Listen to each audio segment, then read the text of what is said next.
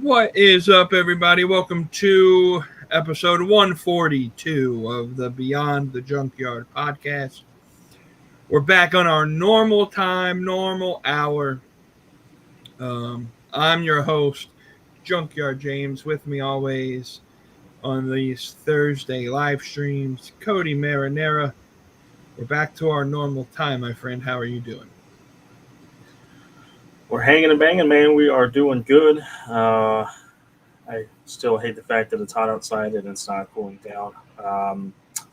But hey, we may be having some hurricanes heading up this way. So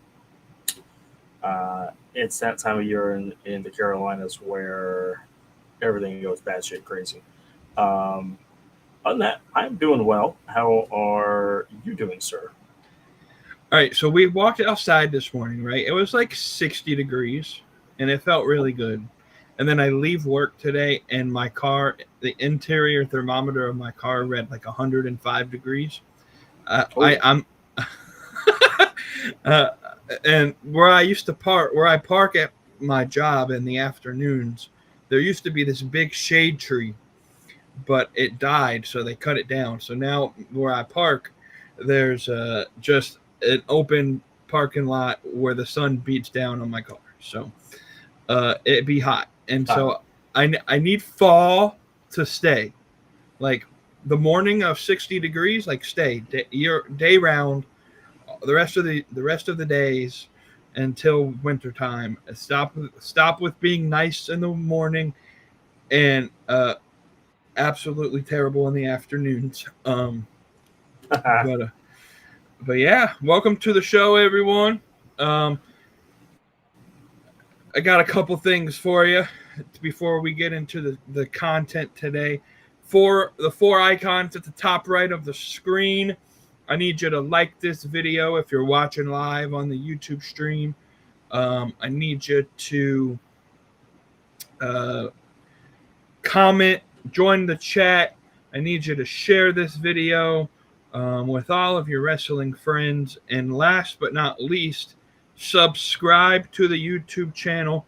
Click that notification bell and get those alerts. My plan, we skipped Saturday, having a solo show Saturday, just simply because All Out was on Saturday, and we wanted to go ahead and just skip that episode. But we should be back this Saturday with an episode, so you'll be notified in advance if you hit that notification bell.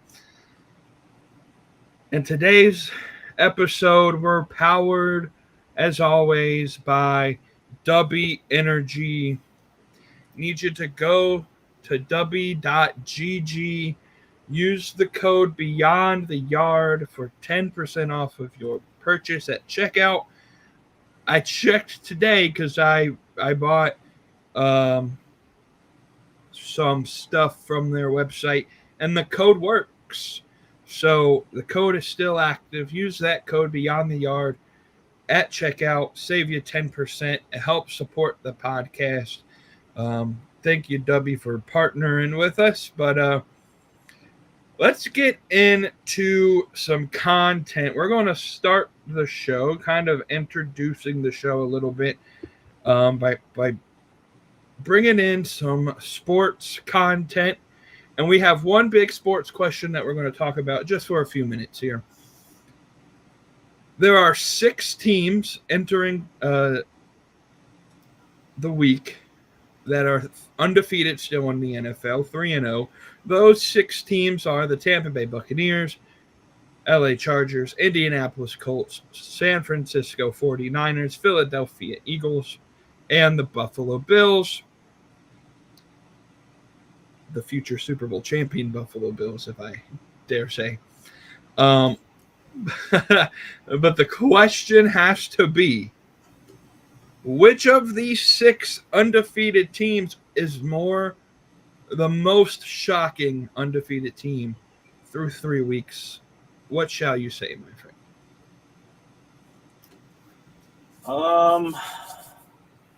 I mean, you kind of want to say the Colts, right? I mean, they have won in what was a dominating fashion against the Dolphins, and had a gritty win last week, I believe, against the Rams, no, Titans. They beat the Titans this past Sunday, I believe, but the believe that they beat the Rams. That was a pretty good win as well. Um, yeah, I tend to say right now the Colts, just because that's a team that I didn't really think would have much to do with anything. Um, Thought maybe they would win 5-6 games overall. I just didn't think that they would have um, that good of a season, and so I would say right now them. Um, Part of me wanted to say the 49ers with some of their losses and their injuries and this and that, but I think if they beat the Saints team, that's just not very good. At home against the Cardinals, a 1-point win, and then on the road in Seattle, and I don't think Seattle's that great of a team. So that one's maybe not as impressive. Still very, considering what they've gone through, the 49ers are pretty, very interesting that they are 3-0. But for my answer, I would definitely say the Colts for sure. So maybe I was one of the only people who thought that the Indianapolis Colts were going to have a playoff caliber season. Now, I'll be the first to admit, I didn't think that they would be like one of the hottest offenses in the league. Like, I think they've scored 102 or 103 points through 3 weeks right now. Daniel Jones, I was 3 years and 2 different teams too early on predicting him being a top 10 caliber quarterback. He looks pretty decent, and he's basically kicked Anthony Richardson to the unemployment line at this point. So I don't like. Yes, the Colts are kind of shocking because you probably wouldn't expect them at this point to be 3-0. I actually put money before the NFL draft down on who was going to win each division, and I had the Colts winning that division. I knew that division was going to be garbage. I didn't think the Titans would be all that great. I knew Houston wasn't going to be all that great because I don't think C.J. Stroud, like, he had a great rookie year, but his sophomore year was not great. This year so far he hasn't looked great. And then I don't trust Jacksonville enough to give them that. So I thought the Colts would win that division. And then it's a little shocking that they're undefeated at this point. But to me, the 49ers are my most shocking undefeated team right now. Simply because, not that they don't have a bad team, but they did lose Dre Greenlaw. They did lose Malfunga in the backfield in the offseason. But even this year, I don't think Brandon Ayuk has played. Jawan Jennings was injured all offseason, so he's just catching up to speed. You come into the year, there's always that concern that Christian McCaffrey gets hurt, but Brock Purdy's out for he may be back this week or next week, but he's been out for a little bit of time. You lost Jordan Mason as your backup running back. And there's just been a lot of injury concerns. Nick Bosa just tore his ACL, so he'll be out.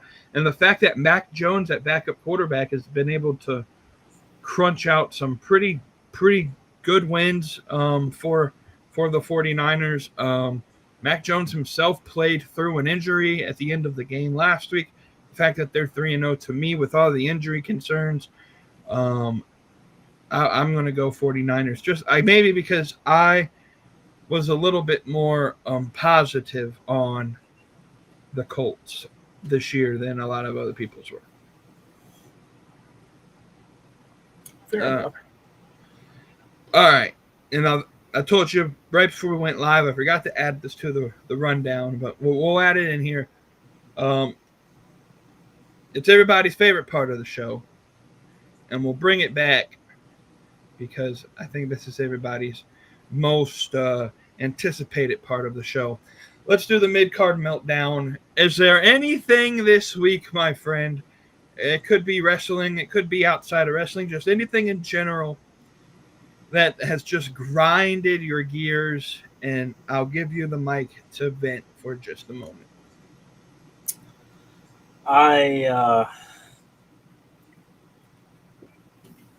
There's a couple things that I'm just not exactly thrilled with. I'll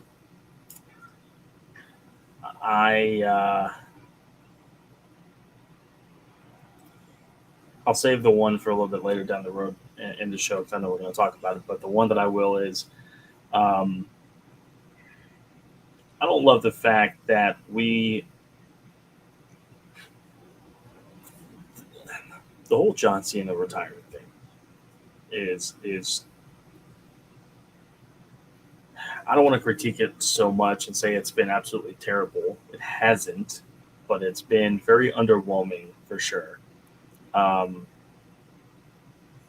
just don't like the fact that we went from heel Cena with The Rock and WrestleMania and got nothing out of it. Just in a flick of a dime, turns back to being a face, loses the title to Cody. And then we have Brock come out and beat him, and then beat the shit out of him at WrestlePalooza. I don't see the purpose in either one of them really winning, but I guess if you it's Cena's last tour, he doesn't have to put over anybody if they don't want him to. Brock's not a young and up-and-coming guy, and yet he just trashes him. And then all of a sudden we just get a dream match of Cena posting on X. I may not have a say in who I choose my opponent, but boy, wouldn't it be great to see me versus AJ Styles one more time? And it's like, well, yeah, but that's just, it's a match that we would all love to see, but just the spontaneity and the randomness of it is very underwhelming. And we're going to get that match in Saudi Arabia. And is it Saudi Arabia or is that the show in Perth? You're right. It's the show in Perth. I'm used to Crown Jewel being in Saudi Arabia. So, yeah. But yes, you're right. It's in Perth, which actually makes me feel a little bit better now that you said that instead of it being in Saudi Arabia. It's exciting. It's going to be a good match. It's AJ versus Cena one last time. And it's like you want to have these feel-good moments. And I'm trying to let that thought cross my mind that, listen, it's Cena's last tour. Let's just be happy for whoever he faces and just, enjoy the ride. But it's hard to do that when it almost seems like because it seems like we're trying to make up for lost time. Mm-hmm. We wasted half a year on the heel run and just not good storytelling. Then all of a sudden, like, all right, he's a face. We gotta make up for the badness, for the bad stuff that we just went through at WrestleMania, and let's give this guy a great send off. And it's just, if we had just done this from the beginning, I think it would have been a better overall run. But I think the Cena retirement tour is going to go down as one of the most frustrating, kind of disappointing runs of the superstar in the retirement era. And there's a lot of them, so I'm not saying he's the most, but it's just weird. The whole thing and the whole scenario around this whole thing is just weird. Yeah, so you mentioned the way they're setting up this AJ Styles thing. I read online, due to the limited amount of appearances that John Cena has left, that's probably my least favorite part of this just John Cena run is they basically have him scheduled for a finite amount of appearances. They're already letting you know where he's showing up. What would make it better is if you didn't know if John Cena was showing up and he can just randomly show up at a random, Monday Night Raw or SmackDown. They've limited what they can do with the run because he only has, I think, 5 or so more appearances that he's scheduled for. And so the reason they wanted to do this AJ Styles thing through like the internet, through social media, is so that they didn't have to take one or more of those appearances to build this story. Essentially, is what the dirt sheets are reporting, and so it's being built kind of. Um, in my opinion, it's a terrible build. Like, I mean, there's really no story other than it's my last time I'll ever get to fight AJ Styles, which AJ Styles is saying after WrestleMania he might be done as well. Um, so I mean, this is it's going to be a match that gets people to turn on the TV, but Brock was supposed to be a match that people wanted to turn on the TV. Again, we'll talk about WrestlePalooza's reception here in a little bit, but yeah, no, I get it. I will go that extra mile and say, as a John Cena fan for my entire life, this is not the way he should have gone out.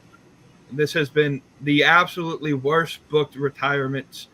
It's like if you took what Tony Khan did with Sting and did the complete opposite. It's kind of what they're doing with John Cena. They wasted so much time, like you said, with that heel run that he has very few appearances left to kind of, and then that Brock match was just absolutely abysmal. I don't know why they booked it in the first place. Probably out of spite, but that's another conversation for another day. My mid card meltdown. I was going to save this for Saturday's show, but I thought I might as well add it tonight. This past weekend, I think it was Saturday or Sunday, I posted on TikTok a clip of our prediction show. Just as a way of like getting the word out, trying to market the show a little bit, lead people to the YouTube channel. And the piece of the show that the clip that I shared was essentially the part of the show last week where I said, it was during our talk when we were mentioning the memorial for Charlie Kirk, and it said essentially, I don't care what your political beliefs are. The great thing about AEW and the great thing about wrestling is people from every walk of life can enjoy it and come together and not really give a shit what your political position is. And some guy, I don't know who he is, I don't follow him. As far as I'm aware, he doesn't follow me on TikTok. Found the video, and I'm almost certain he watched the first 5 seconds of the video to where it said, I don't care what your political preference is, and that's all he watched.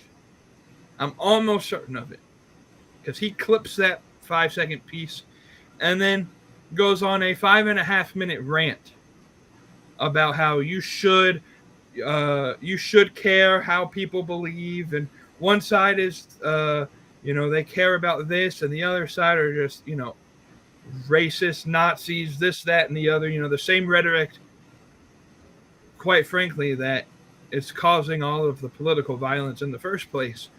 Again, that's for another conversation for another day. But he just goes on this rant. I'm going to be honest, I didn't listen to all of it. I listened to about the first 30 seconds of it and then turned it off. But 5.5 minutes.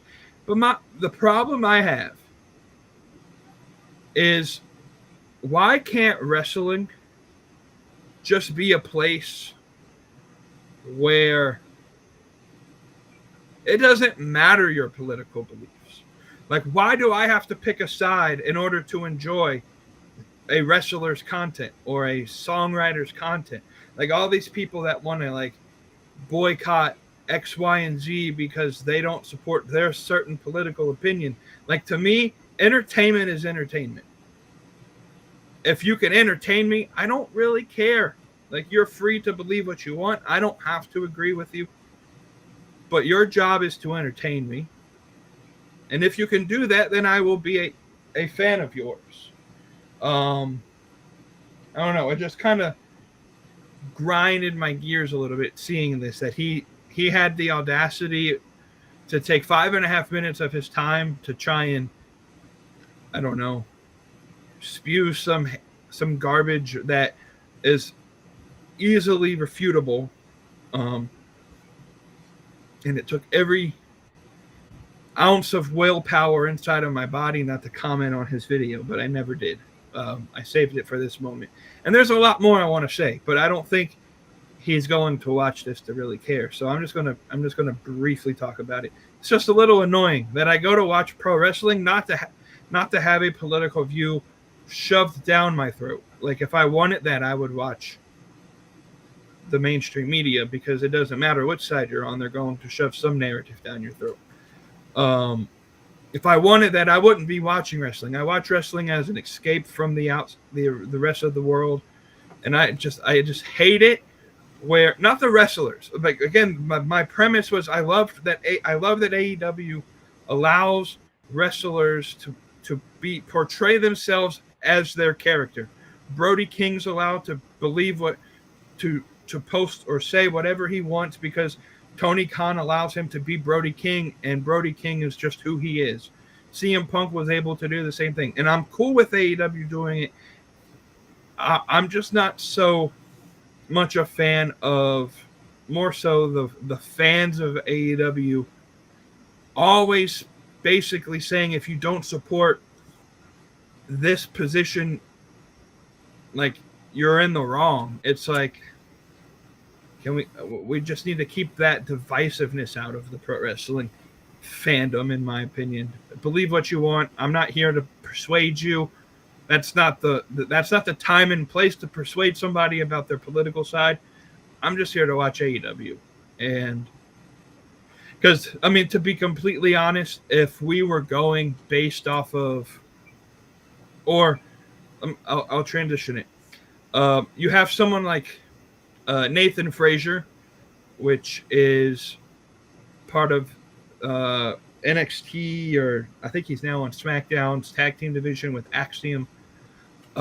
He posts Bible content a lot, and you see all of these people that support that tag team.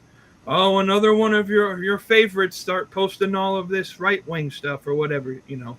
It's just like, why does it matter what he believes? If you're a fan of his work, then you're a fan of his work. It shouldn't matter his personal beliefs. If he entertains you, he entertains you.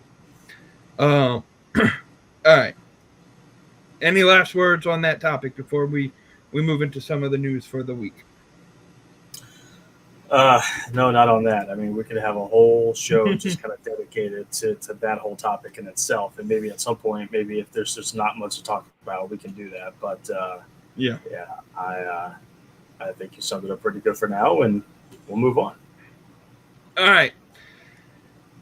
So one of my biggest in the Discord, one of the biggest complaints about the Discord that I get about this show is that we spend a lot of time shit talking WWE, or not talking about WWE enough, but we spend a lot of time praising AEW. We're going to talk about both companies today. I think that's fair. We're going to have the good, bad, and ugly of both sides, because trust me, there are good, bad, and ugly on both sides, and that we're going to talk about. The first part, WrestlePalooza was on a Saturday night, and once again, people had to go from watching All Out, which, in my opinion, was probably one of the lower level pay-per-views of AEW's year so far this year. Like, it was a really good show, but in my opinion, it's probably like a B- show. There was only a few like big poppable moments, but otherwise it was a very clean and standard show, like we wanted it to be. There was no big interference with the Hangman match, which we pleaded that they shouldn't have, and they did everything probably the right way, because it was just standard. There wasn't anything that was super controversial. Well, you come from this show where it probably wasn't the flashiest AEW pay-per-view. You go to WWE, you turn on ESPN for the first time ever, WrestlePalooza, Hunter Helmsley, Triple Nose, comes out here, and he says there's going to be big surprises. And, well, ESPN, who has the rights to broadcast these shows, their writer gave it a C and basically said whatever surprises they promised under-delivered. My question. Well, first, there's a lot of drama because apparently the writer, the ESPN writer, um, is a quote. This is literally the argument that the Fed stands had to come up with. He is very pro AEW. That's why he gave it a bad review. He gave it a C. In my opinion, watching some of the replays, that's probably a generous number, like a generous grade. It's probably worth a D, and he fluffed it up a little bit. Anyways, they gave it a C. Is ESPN, is it too early to say they're having buyer's remorse or that they were fed a bag of goods that WWE can't fulfill, or is it just what they're going to have to expect with WWE content? I would say it's a little bit more of, I wouldn't say it's totally buyer's remorse, but I think it's a little bit of that last point you made. On top of the fact that if you're going to promise that stuff, deliver it, and they didn't really deliver it. Yep. I think a C is a generous grade for it. I didn't watch all of it because I couldn't watch all of it. And when I mean it was in bits and pieces, and most of that came from Monday, Tuesday, and Wednesday at work. Just because I didn't have any will to want to watch it.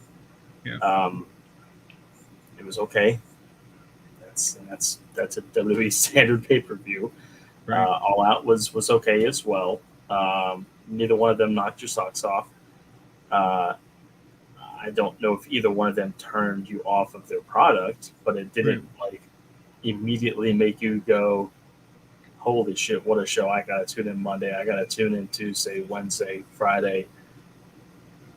But I think AEW had a slightly better overall show, and that's coming from the standpoint that the card wasn't the best built. And we kind of alluded to this last Friday when we did the prediction show that they didn't have the greatest build to this pay-per-view for All Out, but sometimes when they do that, it usually overperforms. But I think it performed slightly better than what the build was, whereas WrestlePalooza, it is what it is, and that's the kind of show you got. It is what it is. But I don't think they're quite yet at buyer's remorse. But I'll tell you what, they have got to definitely pick up the steam, whether it's for Crown Jewel, whether it's definitely for Survivor Series, especially with it being at Petco Park, home of the Padres. Right. They got a lot in the future, in the near future, that they need to kind of hit home runs with, because WWE is in a very vulnerable spot, in my opinion, from a company perspective. Yeah. No. I think ESPN, in an attempt to create a buffet of options for their fans to buy this new streaming app, they bought the WWE for name recognition and name power, and I think they expected a better show than what they got. I don't know if it's necessarily at a position of like they're angry that the show wasn't as good. I think they were aware, because who isn't aware of what the quality of the shows have been the past, I'd say 6 to 8 months with WWE. So I think they knew what they were getting into. I think maybe there was just this big expectation, because ESPN spent a lot of time the week leading up to WrestlePalooza advertising the show as like the first show on the ESPN network. In fact, I think they moved up the start date for the ESPN portion of the deal, and they to jump up to this position. Like they started it several months early, and I just think that what they were promised, I don't think that they got their money's worth, because they're putting a lot of money into this.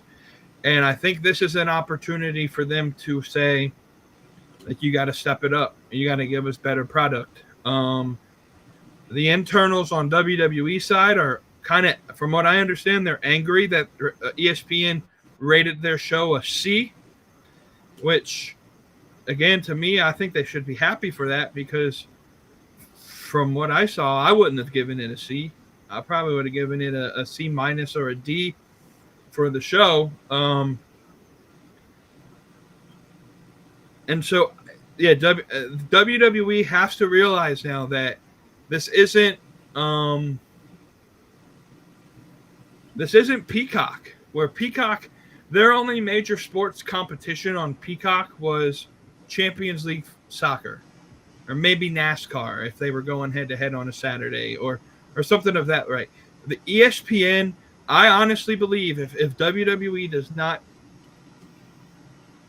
provide a product that they value is worth what they paid for, they will be the first one to go. They just bought NFL Network. That'll have to go through all the lawyers and all of that mess. They're in conversations for the MLB Network. I think they're in I think they're bringing in TNT's NBA coverage. Shaq and all them are coming to ESPN next year. And so there is on ESPN Plus and SEC Network and all of those other things, there is a multitude of options for ESPN to put in place of WWE.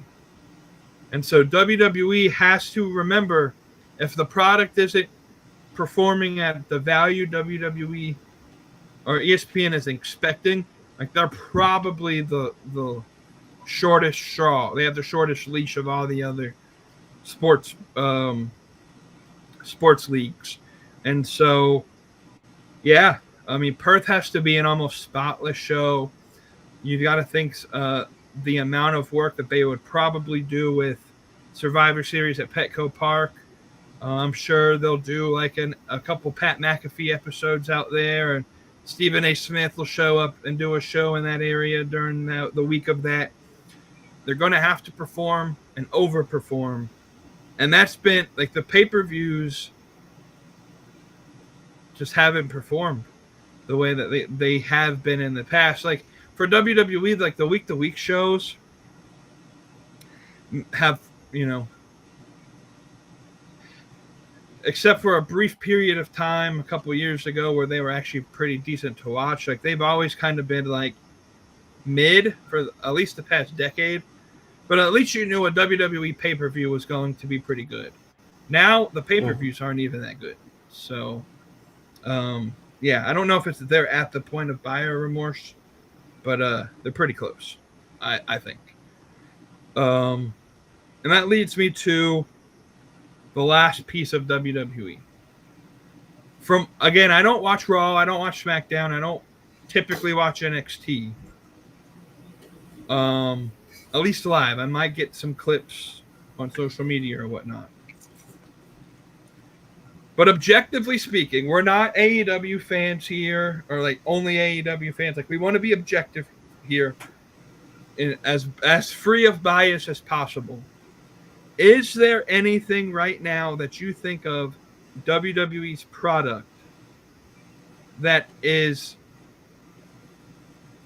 good, or at least at the least, or in the least palatable?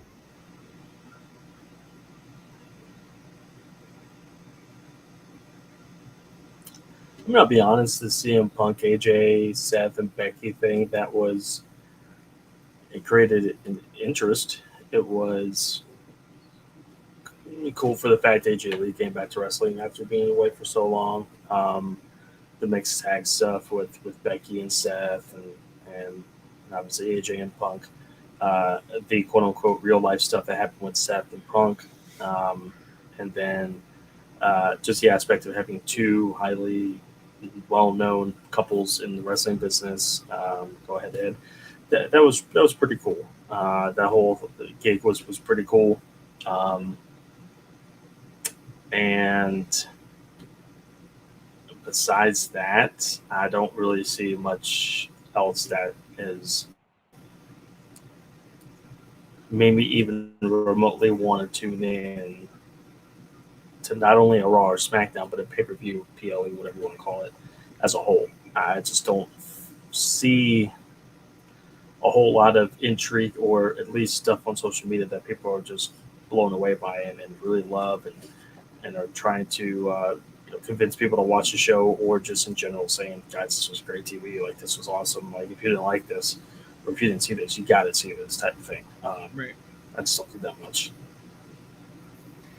Yeah, from what I see, and again, mostly clips, but if I had to pick something that like would be must see or at least intriguing in some way, shape, or form, it wouldn't be Mondays and it wouldn't be Fridays. Like, I honestly think you could go without watching Raw and SmackDown, watch the PLEs on the main roster, and they do a good enough job telling you the story in their vignette packages before that you probably can be caught up and just watch the PLEs.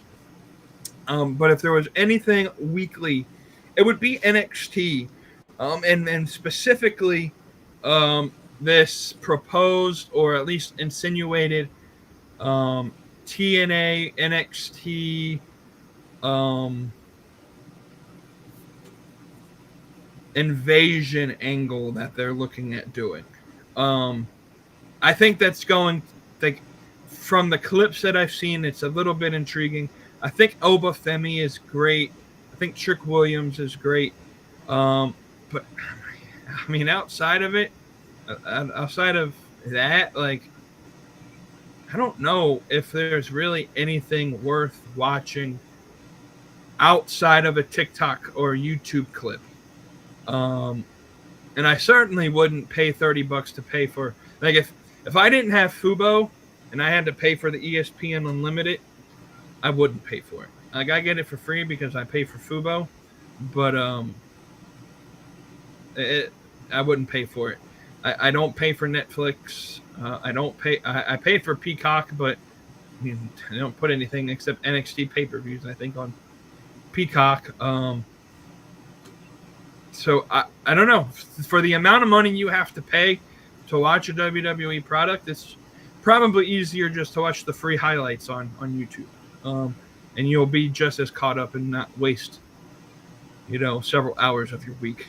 But that invasion angle on NXT at least will keep my interest peaked to see what's going on with that. Like, I might not watch it live, but it'll keep me engaged a little bit.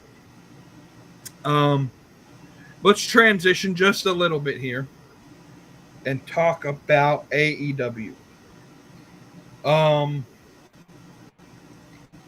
So first of all,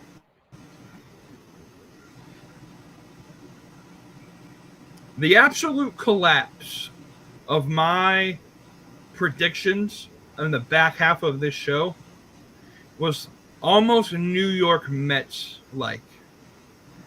Because I started that show 4-1 on my predictions, with the only loss I think being the fact that Brodito. No, was it Brodito? I can't remember which match I lost. It might have been the. It was the women's one for sure. Yeah. It was FTR beating Ed Copeland and Christian was the only match in the first half of the show that I got wrong. I was 4-1. I was sitting good. I was like, all right, I'm going to have a really good prediction. And then I went from 4-1 to ending that show 5-5. I lost 4 straight. I mispredicted 4 straight matches on that show. It was so irritating. Congratulations to Chris Statlander. You predicted that one right. So, now that was a good call on your behalf. otherwise, like I said, it wasn't their greatest show, but it was a pretty solid show.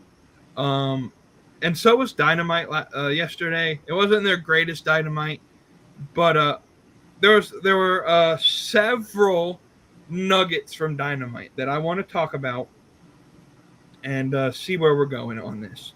All right, the first one we'll talk about is the vignette we got of El Clone, which is That the hologram's arch nemesis. the like yeah, essentially the arch nemesis of hologram. Um, I call him Veer Mahan because we haven't seen him yet. We're just getting vignette after vignette after vignette that he's coming soon. But when is he coming? I don't know. That irritates me.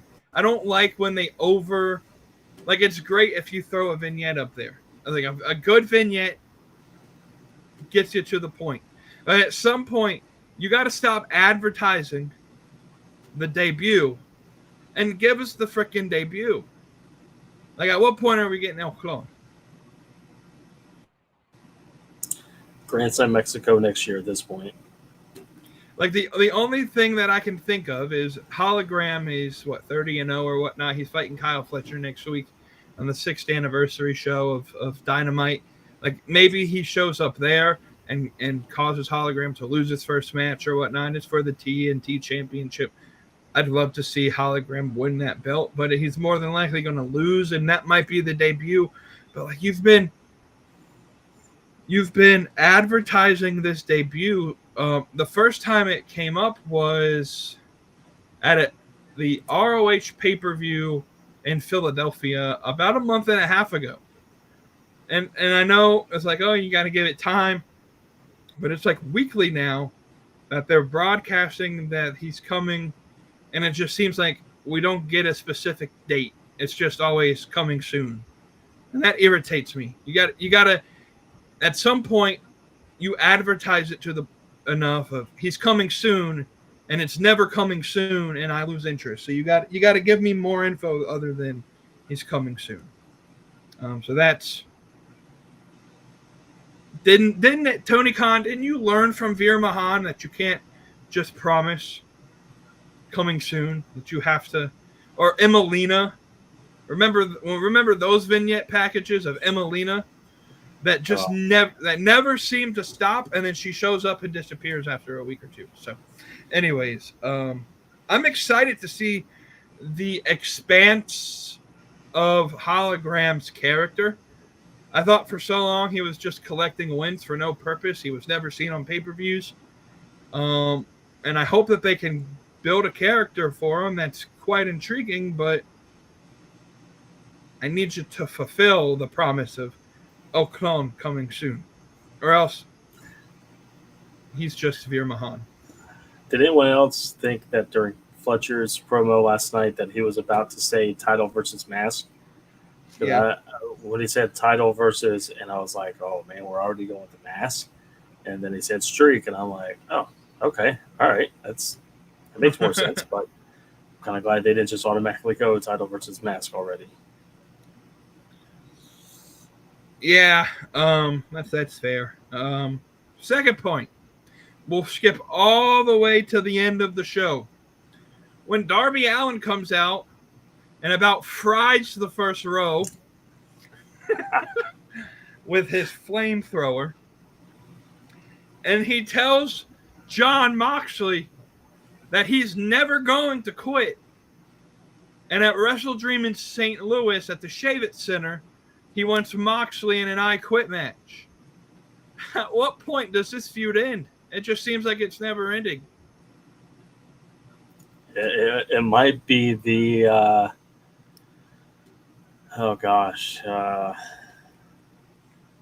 the Tekla, Queen Aminata, the Terry Funk, Mick Foley, the Triple H or Randy Orton, John Cena. It's just they never stop. They never stop.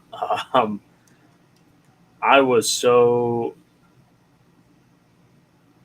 thinking that because of that damn flamethrower that he was about to say a flame torch match, an inferno match, and I'm like, oh, for the love of God, please don't do this. Please don't do this. And thankfully they didn't. Um, but I mean, how many more forks do we need to put in people's ears? I mean, we're starting to lose pieces here and things like that. But it's gonna be something. Yeah, it's Like it's it gonna be all interesting. it because remember, I mean, if we remember it correctly, the Death Rider storyline started with John Moxley versus Darby Allin. And a year later, we're back again to John Moxley and Darby Allin. And Darby Allin was out for several months because he was climbing Mount Everest and prepping for all of that. And so, but it seems like it's a never ending feud, but not in the way like Hangman versus Swerve, where they didn't have a match every month. Like their matches were strategically placed. And like if you had a Hangman versus Swerve match whenever Swerve comes back, like it would probably fit into the storyline. It just feels like how many additional gimmick matches can Tony Khan come up with to just fill a spot on a pay-per-view and have John Moxley fight Darby Allin? We've done I Quit. We've done that extreme unsanctioned ladder match. I think they've been part of a blood and guts match at some point in time. Like I don't know what else you can do to advance the story. It almost brings you back to the beginning of the Death Riders, where it's like, this is dumb. Like for a while, I was enjoying it, but like they took the title from him. What else more do you have to take away from John Moxley? The title's gone. His influence is gone. He doesn't control anything anymore. His lackeys, the Young Bucks, are no longer EVPs. So like, there's nothing else you can take from him. Jack Perry's obviously not part of this storyline. That's what kept us intrigued for quite a while. I don't know. I just feel at some point in time the Death Riders have to die, and it's just they're not doing it. And you're going to get to the point that the Death Riders are going to be kind of like the Judgment Day, where it's just they're overstaying their welcome. And luckily, like the Judgment Day has been able to kind of survive by adding and taking away characters every now and again. But like they're not doing that with the Death Riders. Like you have Willow Nightingale getting in the face of John Moxley in a promo, Chris Statlander flicking him off. So like, is Moxley just going to add like 70 women to the Death Riders? Is that the next rendition of the story? Like, I don't know. They got to do something outside of Darby Allin to keep my interest. I mean, I agree. I think that I may be the only proponent for this, but I would love to see a Wheeler Yuta versus Chris Statlander match. I think that'd be phenomenal. It'd be hilarious. No, I agree with it. They don't have much to fight for at the moment, and you got these guys that they injured or they beat up and they took time off. They're coming back. They're going to get their up and comings. And I don't know if this is more of a creative decision because you've already lost Swerve, you've already lost Ospreay for a long time. MJF is going to be off TV for a little bit here. He's filming a movie, so you're getting a little bit thin on your really, really, really main event guys. At least in my opinion. If it were my decision, I would have had the Death Riders just be written off TV and bring them back, make them kind of regroup, and then just be like, listen, we're not going to die that quickly. We're going to reattempt to take this whole thing over again. And do that, but wait a while. But because of the timing with MJF, Swerve, and Ospreay, I don't think Tony and the company can afford that right now. They have to keep kind of going and kind of keep struggling and dragging along as long as they can until they get one or two of these guys back, and then maybe they can really put them off TV for a while and let the mind kind of forget about them, and then bring them back and have a good second run at it. But they're kind of they're kind of in a plateau phase. But it's like, what do you really do? Do you risk taking them off TV and maybe risk your ratings, your attendance to go down, your pay-per-view buys to go down, or do you keep them on TV and just hold on for a little bit longer and just try to ride it out as long as you can? I mean, is Daniel Garcia and Wheeler Yuta getting their ass kicked every week really going to pop a rating? Like, I mean, like there's two groups right now in AEW that I wish would just disappear. And one's the Death Riders because they've already lived out that storyline. The second one is the Ops because what used to be a badass team has become just nothing right now. They're trios champions and they don't even fight. They can't stay healthy. When one gets hurt, the other two are doing whatever, and then all three comes back, and then somebody else gets hurt. Shibata's now, what was the term Tony Khan used yesterday? He was medically suspended, I think is what he said. Medically suspended. I don't even know what the fuck that means. But, like, at some point you got to take the trios titles off of them. Well, you know, the Gates of Agony jobbed out to Brodito because the storyline was to have Ricochet and GOA battle for the trios belts, but now Shibata's hurt. And so, like, at what point do you like, Samoa Joe doesn't need Hobbs. Hobbs doesn't need Joe. Shibata, like, they can dissipate that feud. It was funny when it was Shibata and Hook, and Samoa Joe could kind of be like the mouthpiece for the two. But Hook's no longer part of that group, and it just seems like it doesn't need to be a thing.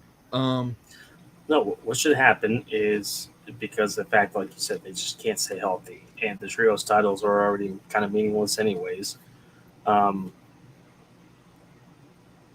Make them defend the damn things, and have Tony Khan say, all right, guys, listen, like, I've tried to give you guys as much time as possible to get ready, and I know you guys keep having some injuries, and it's unfortunate, but we got to keep the train moving. Either Hobbs and Joe defend the trios by yourselves, the trios titles, and it'd be a handicap 2-on-3 match, or find a partner and see if somebody will work with you for a night and defend the belts. They're going to free bird roll that thing? Yeah, listen. Maybe. Get Hook, natural fit in, has history with the group, and either have him just walk out because he feels betrayed, or have him attack, Joe or something, to where obviously they lose the belts to the GOA and Ricochet, the Demand, and Hook and Joe can have another quick little thing or whatever. But I mean, you gotta do something. To talk about your point, like, if you need another main event guy, I mean, there's no one more main event ready than Samoa Joe. 100%. Like, he could be that guy. Like, I'm hoping at some point he just, like, they disperse that trio. Samoa Joe turns on Hangman, and now we have heel Joe versus face Hangman. That can be a 2 or 3 match feud that get us to the beginning of next year, or hopefully when we can get a Swerve back or somebody back to play that part, or maybe Kenny Omega can come back. I don't know what his injury history is or when he's scheduled to come back, but let's move on here. We got 2 more pieces I want to talk about. The first one, Adam Copeland had a promo backstage with Christian Cage, basically saying he's tired of getting his family involved, and I think he's tired of Beth having to take headshots every freaking time she shows up or whatever. I don't know. And that he's leaving, and he doesn't know if he's ever going to come back. And social media is taking this to say, does that mean John Cena's fighting Edge? in his final match? No. No, it doesn't. I promise you. Well, his contract's up in October. That's not verified. I don't know who put that out there. It's not from any verifiable source that I've seen has not corroborated it. The reality of the situation is Adam Copeland's taking time off because I don't know if you know this, but he's an actor and he's in Percy Jackson and they have to film their next season of TV. So he'll be taking some time off to do filming for that, is what we're being told. And that there has been no planning on WWE side to have John Cena fight Edge in December. Did you ever at once believe Copeland was leaving AEW and going back to WWE?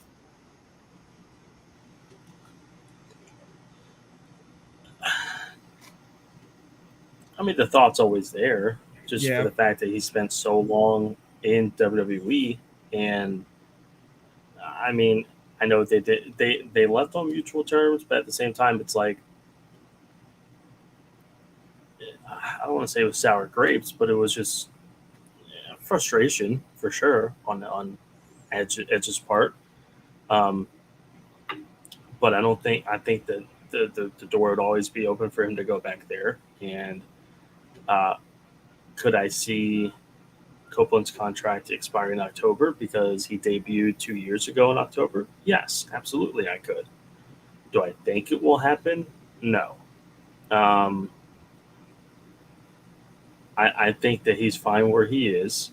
He likes where he is.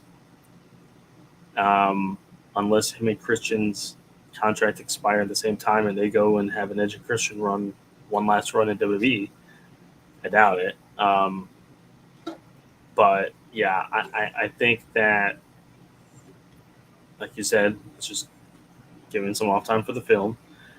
Would it be cool if Tony Khan and Triple H worked out some sort of thing to where they allowed Edge to have that last match for Cena? Hell yeah, it would. And I think that would give Tony Khan so much credit and brownie points to let that happen.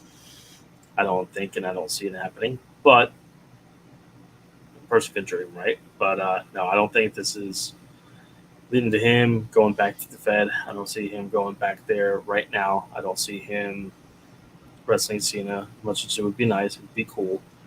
I think it's just him just taking some time away and, yet another main event guy, not on TV for a while. The fact that he's a quote-unquote main event guy is a little bit scary.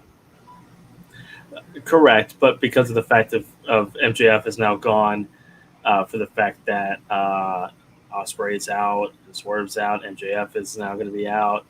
You're starting to get a little depleted there for your main event guys, and I think Copeland's always a main event caliber guy because of who he is.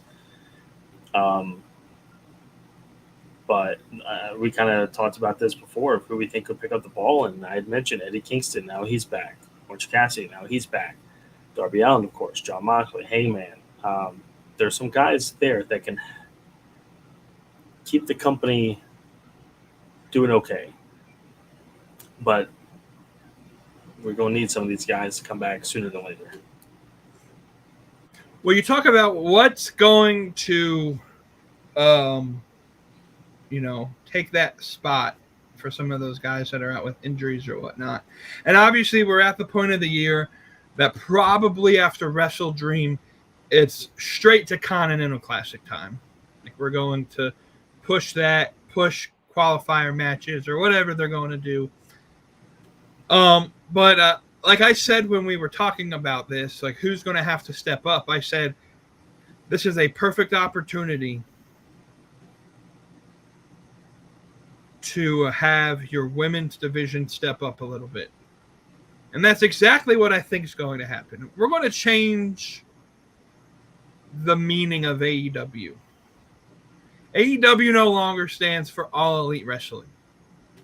AEW stands for All Elite Women because the women's division of AEW has to step up, and I think they will step up because of the announcement that I predicted several months ago, and you've been waiting to shit on for so long. The AEW Women's World Tag Team Champions are real. The belts are, well, they're the same thing as the men's belt, just with the word woman. I swear to God, I thought it was a men's belt at first. I'm like, what's the difference? And then I happened to see the women's part above the word tag team. And I'm like, all right, so it really is the same. They just put women's on the belt. Okay. Yep. I know where you stand on the women's tag team idea. But listen, I'm here to try to persuade you one more time. This is going to be good for AEW. The discourse that I've seen on social media, this is going to be really good to allow people like Deonna Purrazzo and Anna Jay and Ty Conti and Taya Valkyrie, who don't get a lot of time because, I mean, the main stories right now are like Queen Aminata fighting Tekla for the 1,000th time. Megan Bayne and Penelope Ford are kind of dancing around doing nothing, fighting, whoever, Anna Jay or whoever. The Triangle of Madness are running Rampage. And I told you there didn't seem to be a whole lot of there wasn't a whole lot of sense behind what some of these women were doing. Like, why is Megan Bayne not doing anything major, or why is this and that? It's because they were waiting on this moment. They were waiting for people to come back from injury. My assumption, that person they were waiting for was Jamie Hayter. And now she's back. I think she plays a part in this women's tag team division. I don't know what way, shape, or form. She's been in a tag team before, but the lady she tagged with, we don't know if she's still with the company or not.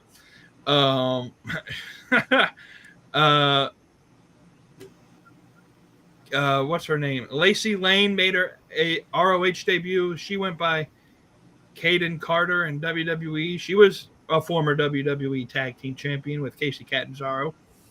I think they went by Katana Chance, and anyways. So they're bringing some people in. Obviously, Athena and Billy Starks probably will be part of that division. I think this is going to be this opportunity while we're in what I like to call the non-peak season of pro wrestling, to have the women step up and really show what AEW is all about, especially now where they have to, and I think they're going to get a bigger spotlight because of how many injuries AEW actually has, and it's going to really show how deep AEW's women's roster is. And look, at the end of the day, if the women get more time, I think it's just a net positive. But what shall you say about the tag titles actually being real, and eventually soon at some point we'll have a women's tag team champion? Listen, I want it to succeed. I do. And I do agree that the women getting more time on TV is a good thing. It is. They deserve it. But listen, I'm giving it a solid year and a half before we just don't give a damn about these things anymore. And I think that's a gracious time frame. Or before they just drop the belts altogether. I just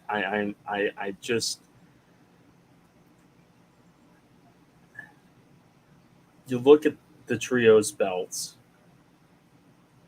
and in some capacity the tag team belts. Unfortunately, I just don't see it being a long-term sustaining thing, and I want it to. I really do. I just don't know where it's going to fit on the card. When it comes to champions, they should be featured in some capacity every week, whether it's a promo, a backstage vignette, video package, them wrestling, they're on commentary. There's a bunch of different things you could try to do to just make sure you show your champions on TV. They don't have to defend it every week, nothing like that. But I just don't think that there's enough that's going to give them that longevity to sustain it and set it up for success. Now, With that being said, like I said, I hope I'm proven wrong, and I hope that it surpasses that year and a half I'm giving it. I hope it goes to that year and a half of one day, and I'll eat my words and say I was wrong. And I would love to say on that topic, I was wrong on two things: the longevity of the belts and the fact that it's sustaining my interest. It's actually been a good division. But if we can't even get the women's champion and the TBS champion on TV every single week, I don't know how we're going to get the women's champion tag team championship on the TV every week. Um, that's my problem with it. But hopefully Tony Khan, hopefully he's listened to somebody in that creative room and saying, listen, we have seen what this has looked like in WWE. Let's try to not to duplicate that. Let's try to have a good, thoughtful, laid out plan here that's going to sustain us for a little while. And hopefully they have some sort of plan that can take them for at least a year and a half to 2 years, that they have a good, thought out, well executed plan. Now, what I hope happens is we don't have a 4-team tournament. We don't have I want like a 12-team tournament. I want as many teams as we can get into this thing as possible. Make it almost a March Madness thing, because I want it to be a legit tournament. Because if I'm a woman on the roster, expose your mind to kayfabe here. Put your mind into kayfabe mode. If I can't fight for the women's championship, if I can't fight for the TBS championship, I want to be part of history, and I want to be that first team to win the women's championships, women's tag team championships. So if I'm in ROH, if I'm in AEW, if I'm an independent wrestler, I'm hitting up Tony Khan saying, hey, listen, put me in this tournament. I have a tag team partner. And let's just put as many tag teams in this tournament and make it as much of a tournament as possible, because you can't have just two women's tag teams fight, or 4 teams and the 2 winners face for the belts. No, I want a almost the best of the best, and say, listen, anybody who's open and has availability, put your name in the card, and let's ride as long as we can with this tournament, and then let's just continuously go down the list until we get to it. Doesn't even have to be at Wrestle Dream. It could be at Full Gear. It could be at World's End. I don't care when it is. Just give me a well thought, laid out tournament, and let's ride it all the way to the finals. So what if, let me get your thoughts on this. You threw that at me, and something popped in my head, and I don't know if they're going to run Wrestle Dynasty in Japan with the same week as Wrestle Kingdom this year. They haven't announced it, but let's just say they do. What if at Wrestle Dynasty they have the finals of that women's tag team championship, which on a Japanese show, that would be a pretty big deal for AEW to have in that area, the Tokyo Dome area. But the tournament, instead of it being just like AEW and maybe a few ROH tag teams sprinkled in, what if they kind of do with what they did with the 4-way for the TBS belt at All In? Hey, CMLL, give us your top 4 tag teams. Hey, Stardom, give me your top 4 tag teams. Hey, Rev Pro, do you have a couple tag teams? They have a few tag teams in Rev Pro that they could throw. Hey, New Japan, or Stardom, do you have, hey, ROH, hey, AEW. And I can give you at least 8 from AEW's roster alone, 8 tag teams. You throw in 3 or 4 from CMLL, you throw in 3 or 4 from Stardom, you throw in a couple Rev Pros, you might be able to get 16 or so tag teams. And you have the finals be set at like Wrestle Dynasty, or maybe just a month down the line at the Australia show, Grand Slam Australia. Make that show mean something for them. And because Tony Khan didn't give us a date as when these championships will be defended. We don't have any more news other than these are actual championships. And so, what if that's the case? Is they're going to build this very big international spectacle that determines, and you could have a team that maybe doesn't necessarily wrestle on AEW, wrestle for the AEW Women's Tag Team Championships. Because you're right, if we stick with the same 4 to 6 tag teams, it'll get stale pretty quick. But what I love about AEW is we have more than 4 or 6 tag teams, and we can use CMLL, we can use Stardom, we can use Rev Pro, we can bring people in. There's a rumor that Ruby Soho may be coming back soon with her former tag team partner, formerly known in the WWE as Dakota Kai. That may be part of this tournament. So there's the field is plentiful with women tag teams and women in general that you can kind of throw together into tag teams. Mercedes Moné is recruiting women to try and win her tag team champion, another belt for the belt collector. But yeah, I don't know. It'll be interesting to say the least. I'm excited for it.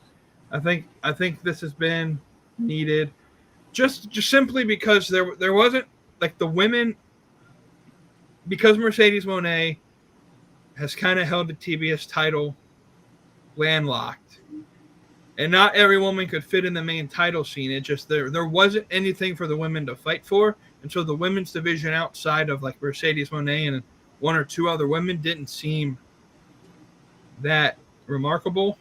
Now you have something that the women can fight for, and that makes their stories meaningful. But I don't know. We'll have to see what comes out of it, and I'm certain that we'll get more information here shortly. But that's about all we have here today, guys. I appreciate y'all for staying as long as you have. Again, I would love it if you hit that like button, comment below what you think about the show, what you think about the topics. Hit that share button, subscribe, and push that notification bell. If you listen to this on the audio format after the show has been live streamed, give us that 5-star review as if you're Dave Meltzer in the Tokyo Dome. And share that video with everyone, that audio format with everyone. But for the first time in several Thursdays, I'm going to ask you to say those final words, my friend. Well, hopefully you guys indulge into your favorite type of sauces this past weekend. For our friends that are going to be impacted in some capacity with any type of storms that are coming your way, best bet is to have a hurricane party. Those are the best kind of parties, and you can make your big pot of sauce and disperse it freely amongst your guests, and even let some take some for the road on the way home, or save it overnight and have it later on. With that being said, I hope you guys enjoyed the show tonight. Of course, we'll see you next Thursday for James' solo show on Saturday. You guys will see him then, and stay tuned on our social media platforms and channels and all that good stuff. But until next week, I hope you all stay saucy, friends. Sure, we'll see y'all next week. Have a good one.